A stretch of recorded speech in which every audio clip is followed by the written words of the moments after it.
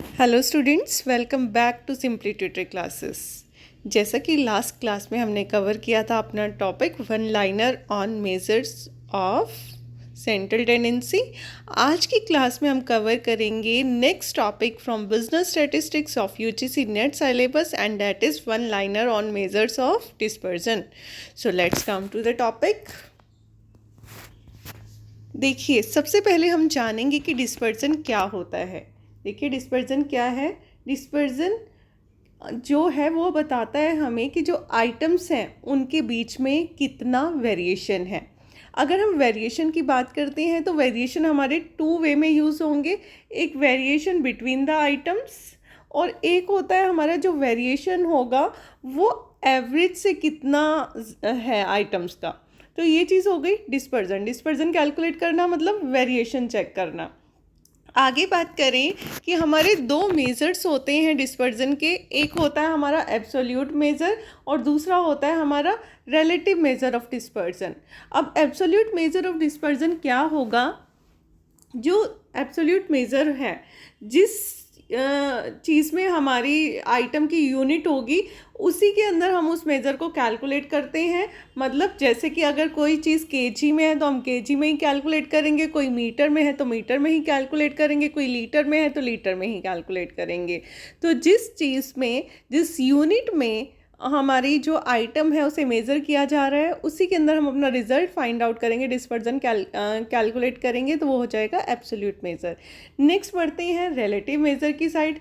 Relative measure के अंदर क्या होता है, जब वेरिएबिलिटी को हम रेशियोज़ की फॉर्म में या फिर परसेंटेज की फॉर्म में निकालें। वहाँ पर हम क्या कर रहे थे एब्सोल्यूट में कि जिस चीज़ में यूनिट है उसी में हमने डिस्पर्जन वेरिएशन देख लिया। अब यहाँ पर हम क्या कर रहे हैं, रिलेटिव मेज़र के अंदर जो वेरिएशन है वो किस चीज़ में चेक की जा रही है, either in the form of ratio और in the form of percentage. Clear हुआ इतना? बढ़े आगे। डिस्पर्जन बताया, डिस्पर्जन मतलब वेरिएशन। कितने वे में हम उसे कैलकुलेट कर सकते हैं। दो मेजर्स होते हैं, एक होता है एब्सोल्यूट मेज़र और दूसरा होता है रिलेटिव मेज़र। अब देखिए नेक्स्ट क्या है कि हम कौन कौन से मेथड्स, हमारे पास कौन कौन से तरीके हैं जिसके थ्रू हम क्या कर सकते हैं, डिस्पर्जन को मेज़र कर सकते हैं। देखिए, अगर हम मेज़र्स की बात करें कि मेथड कौन कौन से हैं, एक होता है हमारे पास रेंज, एक होता है हमारे पास इंटर क्वार्टाइल रेंज, एक होता है हमारे पास क्वार्टाइल डेविएशन, एक होता है हमारे पास मीन डेविएशन, एक होता है हमारे पास स्टैंडर्ड डेविएशन, एक होता है हमारे पास कोफिशिएंट ऑफ वेरिएशन, एक होता है लॉरेंस कर्व। ठीक है, तो ये हमारे पास अलग अलग मेथड्स हैं जिसके थ्रू हम क्या कर सकते हैं, डिस्पर्जन को कैलकुलेट कर सकते हैं। ठीक है, अब एक एक लाइन में हम इन सब का मीनिंग जानेंगे कि रेंज क्या होता है, इंटर क्वार्टाइल रेंज क्या होता है एंड सो ऑन। तो चलिए रेंज की बात करते हैं। रेंज क्या होता है, difference between the largest item and the smallest item. जो हमारे पास टोटल सीरीज दे रखी होगी उसमें जो लार्जेस्ट आइटम होगी, जो सबसे बड़ी आइटम होगी और सबसे छोटी आइटम होगी, उसका डिफरेंस वो क्या हो जाएगा, हमारा रेंज। अब बात करें रिलेटिव मेज़र ऑफ रेंज, जिसे हम क्या बोलते हैं, कोफिशिएंट ऑफ रेंज भी बोलते हैं। कोफिशिएंट ऑफ रेंज को हम कैसे कैलकुलेट कर सकते हैं, ये हमारा फॉर्मूला दिया हुआ क्या है, L माइनस एस। L क्या था, लार्जेस्ट वैल्यू, S क्या था, स्मॉलेस्ट वैल्यू। तो L minus S divided by L plus S. Clear इतना? अच्छा, अगर हम इंटर क्वार्टाइल रेंज की बात करें, एक मेज़र था ना, एक मेथड था जिसके ज़रिए हम डिस्पर्जन को मेज़र कर सकते हैं। तो इंटर क्वार्टाइल रेंज कैसे कैलकुलेट करते हैं, जब हम थर्ड क्वार्टाइल में से, ये Q3 का मतलब क्या होगा, थर्ड क्वार्टाइल में से फर्स्ट क्वार्टाइल को माइनस कर दें। क्वार्टाइल क्या होता है, जो पूरे के पूरे सीरीज को कितने पार्ट्स में डिवाइड करता है, 4 पार्ट्स में। ठीक है, तो थर्ड क्वार्टाइल में से अगर हम फर्स्ट क्वार्टाइल को लेस कर दें, माइनस कर दें, तो हमारे पास क्या आ जाएगा, इंटर क्वार्टाइल रेंज। फिर हम बात करें क्वार्टाइल डेविएशन की। क्वार्टाइल डेविएशन क्या होगा, थर्ड क्वार्टाइल और फर्स्ट क्वार्टाइल का डिफरेंस निकालेंगे और उसे किससे डिवाइड कर देंगे, 2 से। तो हमारा जो क्वार्टाइल डेविएशन है वो कैसे कैलकुलेट होगा, Q3 minus Q1 divided by 2। ये फॉर्मूलाज बहुत अच्छे से याद रखना, बहुत अच्छे से ध्यान रखना है, क्योंकि ज़रा सा फॉर्मूला इधर उधर होता है ना तो हमारा क्वेश्चन गड़बड़ हो जाता है। तो थोड़ा सा फॉर्मूलाज पर थोड़ा सा कमांड करने की आपको ज़रूरत है, थोड़ा सा काम कीजिएगा। उसके बाद हम बात करते हैं कोफिशिएंट ऑफ क्वार्टाइल डेविएशन। जब भी हम किसी भी चीज़ के कोफिशिएंट की बात कर रहे हैं ना, जैसे कोफिशिएंट ऑफ रेंज हो गया, कोफिशिएंट ऑफ क्वार्टाइल डेविएशन हो गया, इसका मतलब है कि हम उसका कौन सा मेज़र कैलकुलेट कर रहे हैं, रिलेटिव मेज़र। अब जब हम कोफिशिएंट ऑफ क्वार्टाइल डेविएशन की बात कर रहे हैं तो फॉर्मूला क्या होगा, जब क्वार्टाइल डेविएशन निकाला था तो Q3 माइनस Q1। अगर हम उसका क्या कैलकुलेट करेंगे, कोफिशिएंट कैलकुलेट करेंगे, तो Q3 माइनस Q1 को डिवाइड करोगे आप Q3 प्लस Q1 से। क्लियर इतना? बढ़े नेक्स्ट स्लाइड पर। चलिए अब बात करते हैं मीन डेविएशन क्या होता है, या फिर उसको दूसरा नाम दिया गया है एवरेज डेविएशन। अब मीन डेविएशन क्या होता है, मीन डेविएशन को हम एवरेज डेविएशन भी बोलते हैं। इसे हम डिफाइन क्या कैसे करेंगे, it is defined as the arithmetic average of the deviation of the various item of a series from mean, median और मोड। यहाँ मैंने एक चीज़ नहीं लिखी, यहाँ आपका मोड और ऐड हो जाएगा।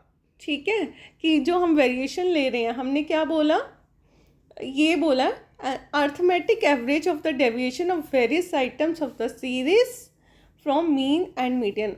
फॉर्मूलाज मैं एक साथ आपको दूंगी लास्ट स्लाइड्स में, तो वहाँ से आपको क्लियर हो जाएंगे।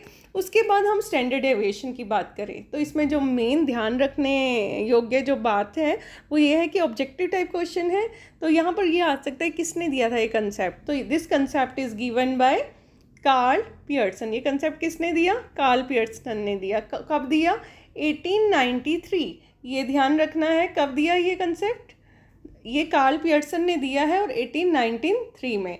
अब होता क्या है, अगर हम बात करें कि हमारा जो ये है स्टैंडर्ड डेविएशन, इसे हम डिफाइन कैसे करेंगे, तो हम बोल सकते हैं root mean square deviation. Root mean square deviation मतलब स्क्वायर डेविएशन जो हमारा होगा, फॉर्मूला हो जाता है summation x minus X mean का स्क्वायर डिवाइडेड बाय n उसका अंडर रूट। तो यही इसी फॉर्मूला को इन्होंने डिफिनेशन के फॉर्म में लिख दिया। ठीक है, उसके बाद अगर हम बात करें, कुछ प्रॉपर्टीज़ होती हैं स्टैंडर्ड डेविएशन की, कि अगर हमें फर्स्ट नेचुरल नंबर दिए हो, फर्स्ट एन नेचुरल नंबर दिए हों, जैसे तुम्हें पता है कि क्या ही होते हैं नेचुरल नंबर, तो उसको हम इस फॉर्मूले के थ्रू हम उसका स्टैंडर्ड डेविएशन कैलकुलेट कर सकते हैं। क्या करना पड़ेगा, 1/12 को मल्टीप्लाई करना पड़ेगा किससे, बाय n स्क्वायर माइनस 1। मतलब हम कैसे, मैं लिख कर दिखा देती हूँ आपको, 1/12 इसको हमें क्या करना पड़ेगा, किससे हमने क्या करना है, मल्टीप्लाई करना है, n स्क्वायर माइनस करना है इसमें से 1। तो ये हमारा फॉर्मूला हो गया स्टैंडर्ड डेविएशन कैलकुलेट करने का। कब कैलकुलेट करेंगे, और सॉरी इसका भी हमारा क्या होगा, अंडर रूट। ठीक है, square root of 1/12 into n square minus 1। इस फॉर्मूले के थ्रू हम क्या कैलकुलेट कर सकते हैं, अपना स्टैंडर्ड डेविएशन। क्लियर हुआ इतना? अगर आगे हम बात करें कि अगर हमारे पास 2 या 2 से ज़्यादा सीरीज़ का स्टैंडर्ड डेविएशन मालूम है, हमें मीन मालूम है, हमें नंबर ऑफ़ आइटम्स मालूम है, तो उसके थ्रू हम क्या कर सकते हैं, कंबाइंड स्टैंडर्ड डेविएशन भी कैलकुलेट कर सकते हैं। नेक्स्ट हम बात करें, जो सम होता है, the sum of the square of deviation from arithmetic mean is least. Least का मतलब होता है कम। जो हम डेविएशन ले रहे हैं, ठीक है, स्टैंडर्ड डेविएशन की, किससे डेविएशन ले रहे हैं, किससे डिफरेंस ले रहे हैं, अर्थमेटिक मीन से। उसका क्या कर रहे हैं, स्क्वायर। तो अर्थमेटिक मीन से लिया गया डेविएशन सबसे कम होगा रादर देन जब हम बाकी के किसी भी आइटम से लेते हैं। ठीक है, नेक्स्ट है standard deviation is independent of change of origin. मतलब ओरिजिन को चेंज कर दें तो हमारे स्टैंडर्ड डेविएशन पर कोई इम्पैक्ट नहीं पड़ेगा। इसका मतलब क्या है, अगर हम अपने स्टैंडर्ड डेविएशन में दी गई आइटम्स को किसी भी चीज़ से, जैसे किसी कांस्टेंट वेरिएबल से ऐड करें या लेस करें, तो जो हमारा स्टैंडर्ड डेविएशन है वो उस पर कोई फ़र्क नहीं पड़ेगा, वो जैसा पहले था वैसा ही रहेगा। नेक्स्ट है standard deviation is not independent of the change of scale. Scale में चेंज कर दें, स्केल में चेंज करने का मतलब होता है किसी चीज़ को मल्टीप्लाई करना या किसी चीज़ से डिवाइड कर देना। तो जितने से हम मल्टीप्लाई या डिवाइड करेंगे उतना हमारा क्या होगा, स्टैंडर्ड डेविएशन में चेंज आ जाएगा। अब देखिए नेक्स्ट प्रॉपर्टी जो बहुत ध्यान देने लायक है कि जो हमारा मीन होता है, मीन के अंदर अगर हम +1 स्टैंडर्ड डेविएशन कर दें तो हमारी जो वैल्यू होती है वो किसके बराबर होती है, 68.27% ऑफ द ओरिजिन। इसके अंदर हमारी इतनी वैल्यूज़ होती हैं। जैसे हमारे पास ना एक ये वाला कर्व होता है, इसे हम क्या बोलते हैं, अपना नॉर्मल कर्व। अगर हम इसमें बीच में एक लाइन खींच दें तो दोनों पार्ट्स को कितने कितने पार्ट्स में डिवाइड कर रहा है, 50-50% के अंदर डिवाइड कर रहा है। तो यहाँ पर हम बात कर रहे हैं कि अगर हमारी जो वैल्यू है, ठीक है, वो क्या है, मीन +-1 स्टैंडर्ड डेविएशन है, तो वो हमारा कितना हो गया, वो हमारा 68.27% एरिया को कवर करेगा। मीन के अंदर +-2 स्टैंडर्ड डेविएशन कर दें तो वो कितने एरिया को कवर कर रहा है, 95.45% आइटम को। वहीं पर मीन +-3 स्टैंडर्ड डेविएशन कर दें तो इसके अंदर कितनी आइटम होती हैं, 99.73। ये तीनों चीज़ें याद रखनी है। +1 कर रहे थे तो 68.27%, +2 कर रहे थे तो 95.45% और +3 कर रहे हैं तो 99.73%। इतना क्लियर? बढ़े आगे। देखिए अब नेक्स्ट के अंदर हम क्या देख रहे हैं, हम रिलेशन देख रहे हैं किस किस के बीच में, क्वार्टाइल डेविएशन और मीन डेविएशन। और किस केस में देख रहे हैं, जब हमारा डिस्ट्रीब्यूशन क्या है, सिमेट्रिकल। सिमेट्रिकल डिस्ट्रीब्यूशन क्या है, जैसे मैंने आपको इस नॉर्मल कर्व के बारे में बताया, जब ये पूरे दोनों एरियाज़ को, मतलब दोनों को अगर मैं फोल्ड करूं तो ये वाला एरिया इसके बराबर आ जाए, मतलब इस साइड भी हमारा 50% है और इस साइड भी हमारा कितना है, 50% है। तो जो हमारा क्वार्टाइल डेविएशन होगा ना इस केस में, ये देखिए क्वार्टाइल डेविएशन होगा 2/3 स्टैंडर्ड डेविएशन के इक्वल। कि अगर डिस्ट्रीब्यूशन सिमेट्रिकल है then quartile deviation is equal to 2/3 of standard deviation and mean deviation is equal to 4/5 of standard deviation. तीनों की रेशियोज निकालें तो नेक्स्ट प्रॉपर्टी में यही आ रहा है, quartile deviation proportionate to mean deviation proportionate to standard deviation. कितना आ गया, 10:12:15 करके देखिएगा, यही आएगा। तो क्वार्टाइल डेविएशन कितना होता है स्टैंडर्ड डेविएशन के, 2/3, और जो हमारा मीन डेविएशन होता है वो कितना होता है स्टैंडर्ड डेविएशन के, 4/5। क्लियर? अब एक नेक्स्ट मेथड है, नेक्स्ट मेज़र था हमारा डिस्पर्जन को मेज़र करने का, वो था coefficient of variation. Coefficient of variation एक इम्पॉर्टेंट रिलेटिव मेज़र है, डिस्पर्जन का रिलेटिव मेज़र बोला है। किसने डेवलप किया, कार्ल पियर्सन ने। अच्छा, स्टैंडर्ड डेविएशन किसने किया था, कार्ल पियर्सन ने किया था, और कोफिशिएंट ऑफ वेरिएशन भी किसने किया है, कार्ल पियर्सन ने। ठीक है, ये क्या होता है, ये दो या दो से ज़्यादा सीरीज़ की वेरिएबिलिटी को मेज़र करने के लिए यूज़ किया जाता है। वेरिएबल हैं, कितनी वेरिएबल हैं, दो सीरीज़ आपस में कितनी होमोजीनियस हैं, ठीक है, कौन सी स्टेबल है कौन सी स्टेबल नहीं है, ये चीज़ें जाननी हो तो हम कोफिशिएंट ऑफ वेरिएशन का यूज़ करते हैं। फॉर्मूला क्या होता है कोफिशिएंट ऑफ वेरिएशन का, स्टैंडर्ड डेविएशन को मीन से डिवाइड करेंगे और उससे किससे मल्टीप्लाई कर देंगे, 100 से, तो हमारा क्या आ जाएगा, कोफिशिएंट ऑफ वेरिएशन। देखिए यहाँ पर नेक्स्ट यूज़ जो मैंने अभी आपको बताया कि कोफिशिएंट ऑफ वेरिएशन का यूज़ हम क्या करेंगे, अगर हमें दो सीरीज़ के बीच की वेरिएबिलिटी जाननी हो, होमोजिनिटी जाननी हो, स्टेबिलिटी जाननी हो, कंसिस्टेंसी जाननी हो, यूनिफॉर्मिटी जाननी हो, तो फिर हम किस चीज़ का यूज़ करेंगे, कोफिशिएंट ऑफ वेरिएंस का। अब जो लास्ट मेजर है दैट इज़ लॉरेंस कर्व, वो किस लिए यूज़ किया जाता है, वो भी हमारा एक मेथड है डिस्पर्जन कैलकुलेट करने के लिए। और कौन सा मेथड है, वो हमारा ग्राफिकल मेथड है डिस्पर्जन को कैलकुलेट करने का। क्लियर हुआ? ये सारे आप चीज़ें ध्यान से नोट कर लीजिए, चाहे लिख लीजिए, 1 मार्क में आपसे कुछ भी पूछा जा सकता है। आगे आ जाते हैं हम फॉर्मूलाज पर। अभी हमने सारे मेजर्स पढ़े, सारे मेथड्स पढ़े, और फटाफट से जल्दी से क्विकली रिवाइज कर लेते हैं हम सारे फॉर्मूला।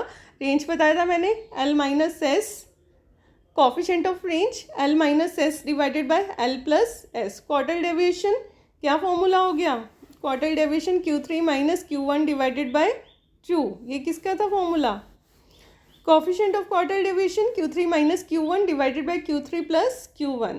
उसके बाद मीन डेविएशन की बात करें, मीन डेविएशन हो गया summation of D by N. D का मॉड्यूलस लगाया हुआ है, मॉड्यूलस का मतलब क्या हो गया कि डी अगर चाहे आपका पॉजिटिव हो चाहे नेगेटिव हो, ये मॉड्यूलस उसे पॉजिटिव में ही कन्वर्ट करेगा। और डी कैसे निकाल सकते हैं, जो आइटम है उसमें से इधर आप मीन लेस करोगे या मीडियन लेस करोगे या मोड लेस करोगे तो आ जाएगा डी। डी का मतलब हो जाएगा एक्स माइनस मीन या फिर एक्स माइनस मीडियन या फिर x minus mode.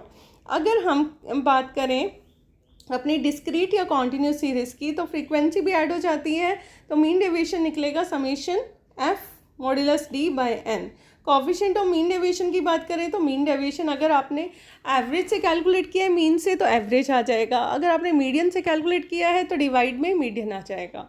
Standard deviation की बात करते हैं, स्टैंडर्ड डेविएशन के फॉर्मूलाज की। अब स्टैंडर्ड डेविएशन को हम एक्चुअल मीन मेथड से भी कैलकुलेट कर सकते हैं, एज्यूम्ड मीन मेथड से भी कैलकुलेट कर सकते हैं। जब हम एक्चुअल मीन लेकर चलें तो हमारा फॉर्मूला होगा, स्टैंडर्ड डेविएशन को हम इस साइन से देखो डिनोट करते हैं। नल का देखा होगा ना पहले, अब तो बहुत कम लोगों के घर में नलके मिलेंगे। नलके का आगे वाला पार्ट वो सिंबल होता है स्टैंडर्ड डेविएशन का। अब देखिए स्टैंडर्ड डेविएशन नेक्स्ट अगर हम देखें, अगर हम एज्यूम मीन लेकर चल रहे हैं, मतलब हमने कैलकुलेट नहीं किया, कुछ मान लिया, तो उस केस में हमारा कैसे निकलेगा standard deviation, summation D square by N minus summation D by N का होल स्क्वायर और उसका अंडर रूट। और डी कैसे आएगा, एक्स माइनस, बताइए, एक्स माइनस एज्यूम्ड मीन। उसके बाद नेक्स्ट आ गया हमारा स्टैंडर्ड डेविएशन का एक और फॉर्मूला हो गया, स्टेप डेविएशन मेथड भी यूज़ हो जाए तो आई आ जाता है। वहाँ पर आई क्या होता है, क्लास इंटरवल होता है। तो फॉर्मूला हो जाएगा summation D square by N minus summation D by N का होल स्क्वायर, उसका अंडर रूट, और मल्टीप्लाई करेंगे किसके साथ, आई के साथ। अब आगे बढ़े हम नेक्स्ट सीरीज़ के ऊपर, डिस्क्रीट या कॉन्टिन्यूस सीरीज़ की अगर हम बात करें तो फॉर्मूला हो जाता है हमारा standard deviation is equal to summation F X minus X mean का होल स्क्वायर बाय एन और इसका अंडर रूट। ये कब मेथड यूज़ करेंगे, जब एक्चुअल लिया होगा। जब हमने एज्यूम मीन लिया होगा तो शॉर्टकट मेथड के अंदर हो जाएगा summation F D square by N minus summation F D by N का होल स्क्वायर और इसका अंडर रूट। नेक्स्ट फॉर्मूला देखें, standard deviation is equal to summation F D dash का square by N. D dash कैसे निकलता है मैं बता देती हूँ। अगर डी डैश कैलकुलेट करना है, ठीक है, ये डी है, तो फॉर्मूला हो जाएगा x minus assumed mean, divide करते हैं इसे आई से, ठीक है।